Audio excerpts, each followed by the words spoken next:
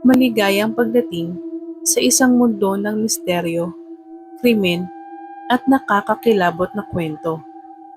Dito, susuriin natin ang mga kaso ng pagkawala, pagpatay at mga hindi maipaliwanag na pangyayari na gumimbal sa iba't ibang bayan at lungsod. Maging alerto dahil hindi lahat ng kwento ay may malinaw na sagot. Huwag kalimutang i-follow, i-like at i-subscribe para sa mas marami pang nakapanindig balahibong istorya.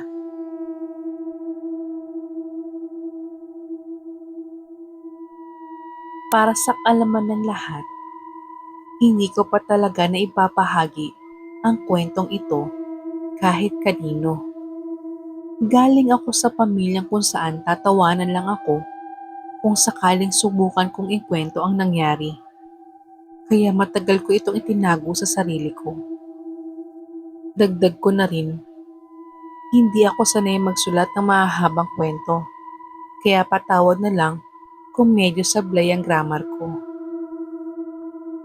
Ang kwentong ito ay mula sa Reddit, True to Life Story.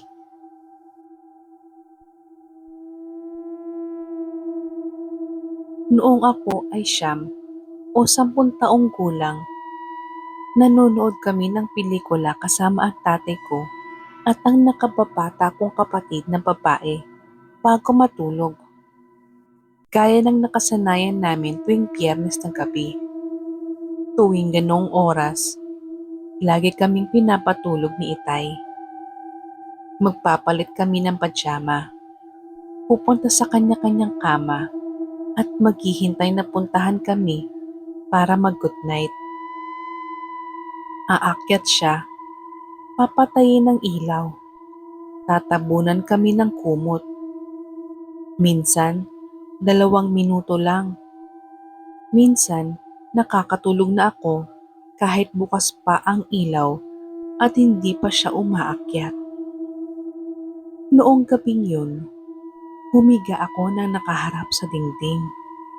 Tinakpan ko ang buong katawan ko ng kumot maliban sa muka, gaya ng ginagawa ng karamihan sa mga bata. Habang nakatingin ako sa dingding, biglang may anino na hugis tao ang dahan-dahang pumasok sa kwarto. Mula sa anggulo ko, malinaw ang hugis ng katawan mula bewang pataas.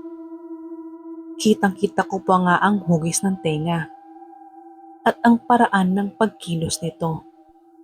Parang tao talaga.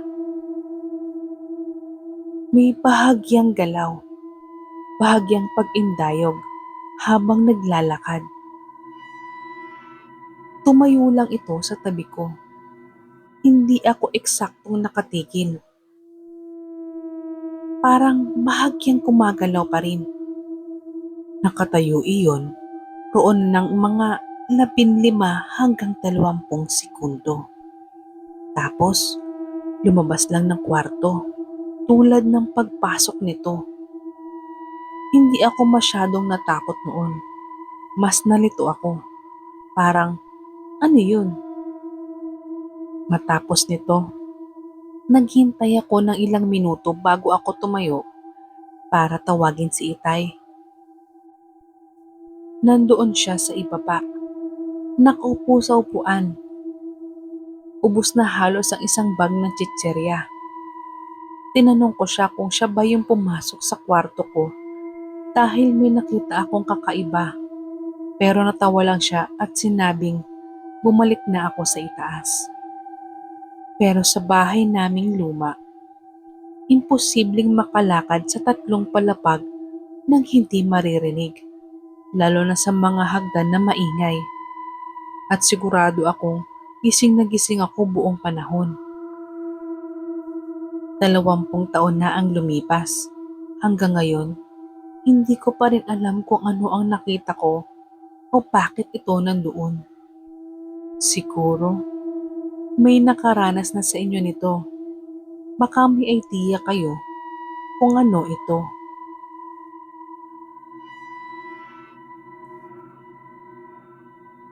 Ikalawang kwento. Nakita ko si Hatman noong bata pa ako at hanggang ngayon ay naapektuhan pa rin ako. Kamusta? Matagal na akong tahimik na nakikinig dito at bihira lang mag-post. Pero gusto ko lang ibahagi ang karanasan ko tungkol sa nilalang na ito. Para bigyan kayo ng konteksto, ganito ang ayos ng bahay ng kababata ko. Yung kusina nila ay may pintuan papunta sa isang pasilyo. Mahaba at makipot ang pasilyong iyon. Habang naglalakad ka, may pintuan sa kanan papunta sa dining area. At sa dulo ng pasilyo naman ay ang kwarto ng kaibigan ko.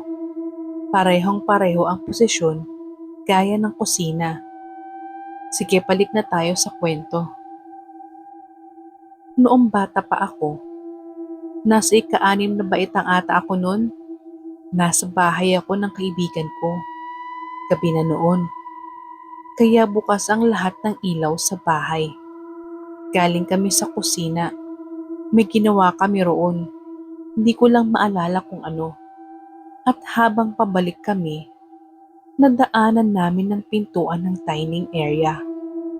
Ako ang nasa kanang bahagi. Iyon ang banda kung saan naroon ang pintuan. At siya naman ay nasa kaliwa ko.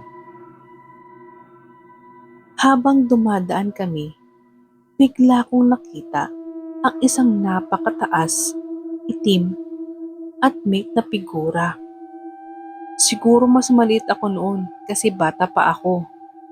Pero kahit ganun, sobrang tangkad pa rin talaga niya. Binara niya ang ilaw mula sa lugar kung saan siya nakatayo. Wala pang isang talampakan ang layo ko sa kanya. Nakatayo siya sa pintuan. Ang ilaw ay lumalabas lang sa mga sulok sa itaas dahil sa laki niya. Sandali ko lang siyang nakita, pero sapat na iyon para makita ko ang detalye. Para siyang may suot na sombrerong fedora, isang mahabang coat o overcoat na parang suit, at ang talagang tumatak sa akin noon ay naiisip kong itong parang may snow goggles. May mga umbok sa hugis ng ulo niya na parang ganun. Bagaman ngayon, di ko na sigurado kung yun talaga yun. Lahat ng ito ay naganap sa ilang segundo lang. Hindi ko kaagad na proseso ang nakita ko. Hanggang 2 segundo ang lumipas na pasigaw ako. Saka tumakbo papasok sa kwarto ng kaibigan ko. Noong panahon na iyon, hindi ko pa alam kung ano yung snow goggles na sinasabi ko o kung ano talaga ang nakita ko. Pero paglipas ng ilang taon, natuklasan ko si Hatman at nagulat ako. May ibang tao rin palang naka-experience nito. Yung snow goggles na sinasabi ko noon, malamang hindi talaga snow goggles. Pero alam mo kung ano raw ang sinasabi ng iba na napapansin nila sa kanya? Mga tenga. Sa palagay ko, tenga pa lang ang nakita ko. Ngayon, 25 years old na ako at hanggang ngayon, tuwing may bukas na pintuan habang dumadaan ako, pinipikit ko ang matang pinakamalapit sa pintuan dahil sobrang takot ako na baka muli ko siyang makita. Pakiramdam ko, iniwan ng karanasang ito ang malalim na takot sa akin. Kayo ba? May karanasan din ba kayong tungkol o kagaya kay Hatman? Ang misteryo ay hindi laging may kasagutan at minsan mas nakakatakot ang hindi natin nalalaman. Ano ang inyong opinyon sa kwentong ito? Totoo nga bang mahigit pa sa ating nakikita o mas rasyonal na paliwanag sa lahat? Ibahagi ang inyong mga saloobin sa comments. At syempre, huwag kalimutan i-follow, i-like, at isubscribe para hindi mapag-iwanan sa ating susunod na nakakakilabot na kwento. Hanggang sa muli, manatili ligtas at mag-ingat sa dilim.